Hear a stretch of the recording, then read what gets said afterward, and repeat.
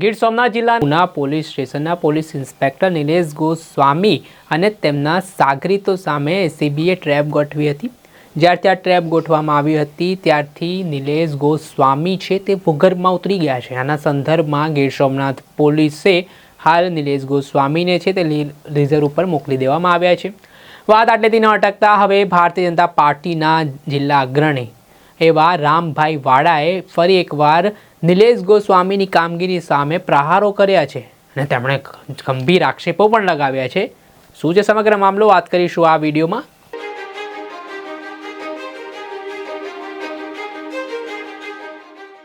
ગીર સોમનાથ જિલ્લાના ઉનામાંથી એક તોડકાંડનો મામલો સામે આવ્યો છે, જેમાં ઉના પોલીસ સ્ટેશનના પોલીસ ઇન્સ્પેક્ટર એક એએસઆઈ અને તેમના વહીવટદારની સંડોવણી ખુલી છે। એસીબીએ પોલીસ ઇન્સ્પેક્ટરના વહીવટદાર છે જે નિલેશ તડવી તેને ટ્રેપ ગોઠવીને ઝડપી પાડ્યો હતો।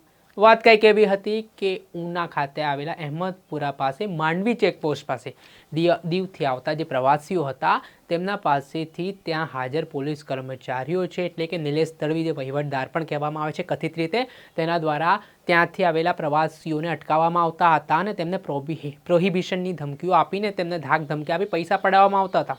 જોકે અવારનવાર આ પ્રકારની ઘટનાઓ સામે આવતી હતી અને કોઈ પણ તેમની સામે ફરિયાદ કરવામાં પણ ખચકાતો હતો। આ સમગ્ર બાબતને લઈને એક દિવસ એક ફરિયાદી દ્વારા જે ગીર સોમનાથ એસીબી છે ત્યાં ફરિયાદ નોંધાવી હતી કે માંડવી ચેક પોસ્ટ પાસે છે તે ગેરકાયદેસર રીતે ધાક ધમકી આપીને પૈસા પડાવવામાં આવી રહ્યા છે, જેને લઈને એસીબીની ટીમ રાત્રિ દરમિયાન 7 વાગ્યાની આસપાસ છે તે ટ્રેપમાં ગોઠવાઈ ગઈ હતી અને આ દરમિયાન જે નિલેશ તડવી છે વહીવટદાર માનવામાં આવે છે ઉના પોલીસ સ્ટેશનનું કથિત રીતે તેને રંગે હાથો ઝડપી પાડવામાં આવ્યો હતો।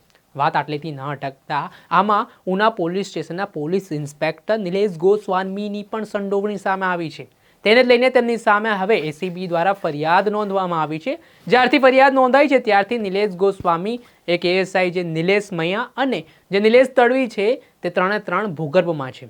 આ બાબતને લઈને હાલ જે નિલેશ ગોસ્વામી છે તેમને જિલ્લા પોલીસ વડા મનોહરસિંહ જાડેજા દ્વારા લીવ રિઝર્વ પર મોકલી દેવામાં આવ્યા છે અને જે બે કર્મચારીઓ સામે જે ફરિયાદ થઈ છે તેમને પણ એસીબી ટીમે જે ફરિયાદ નોંધી છે તે સંદર્ભમાં તેમની બદલી કરી દેવામાં આવી છે। આ સમગ્ર બાબતને લઈને ગીર સોમનાથના જે ભાજપના અગ્રણી છે રામભાઈ વાળા, તેમના દ્વારા નિલેશ ગોસ્વામી સામે ગંભીર આરોપ કરવામાં આવ્યા છે। શું તેમના આરોપો છે આ વિડીયોમાં જોઈ લો। મીડિયા દ્વારા આજથી 3-4 મહિના પહેલા એવી રજૂઆત સરકારમાં કરેલી કે આ પીઆઈ ગોસ્વામી દારૂ પીવાની ટેવવાળા છે, દીવની હોટલોમાં ખુલ્લેઆમ બેસી અને કોઈ ટપોરી જેમ દારૂ પીવે છે, દારૂની હેરાફેરી કરે છે। આ વાતને, આ રજૂઆતને તાજેતરમાં એસીબીની રેડની અંદર સમર્થન મળે છે અને મીડિયાની અંદર પણ આ વાતને પ્રસિદ્ધ કરવામાં આવી છે કે ખરેખર આ ગોસ્વામી આવી ગુનાહિત પ્રવૃત્તિઓ સાથે જોડાયેલા હતા। એટલે મારી નમ્ર વિનંતી છે કે નબળા અધિકારીઓ અને કર્મચારીઓને તાત્કાલિક અસરથી આ વિસ્તારમાંથી ઉપાડી અને કોઈ કાર્યદક્ષ અને ઈમાનદાર અધિકારી અને કર્મચારીઓ મુકાય એવી પણ હું મારી સરકારને વિનંતી કરું છું। આ રીતે જ્યારે એક પોલીસ ઇન્સ્પેક્ટર આ પ્રકારનું વર્તન કરતો હોય તો એ પોલીસ અધિકારીઓ માટે જરાક પણ ના શોભે। રામભાઈ વાળાના જે આરોપો છે તે ખૂબ જ ગંભીર પ્રકારના માનવામાં આવી રહ્યા છે, પરંતુ આક્ષેપ પ્રત્યાક્ષેપનો દોર ચાલી રહ્યો છે। અત્યારે જ્યારથી એસીબી દ્વારા ટ્રેપ ગોઠવવામાં આવીને જે ઉનાના પોલીસ ઇન્સ્પેક્ટર છે નિલેશ ગોસ્વામી તેમની સામે ફરિયાદ નોંધવામાં આવી છે ત્યારથી નિલેશ ગોસ્વામી છે તે ભૂગર્ભમાં ઉતરી ગયા છે, તેઓ અત્યાર સુધી પણ સામે આવ્યા નથી, જેને લઈને ગઈકાલે જ છે એસીબીની ટીમ દ્વારા આ સમગ્ર તોડકાંડનો મામલો હતો તેમાં જે તેમનો મિલકત હતી તેને પણ સીલ કરી દેવામાં આવી છે।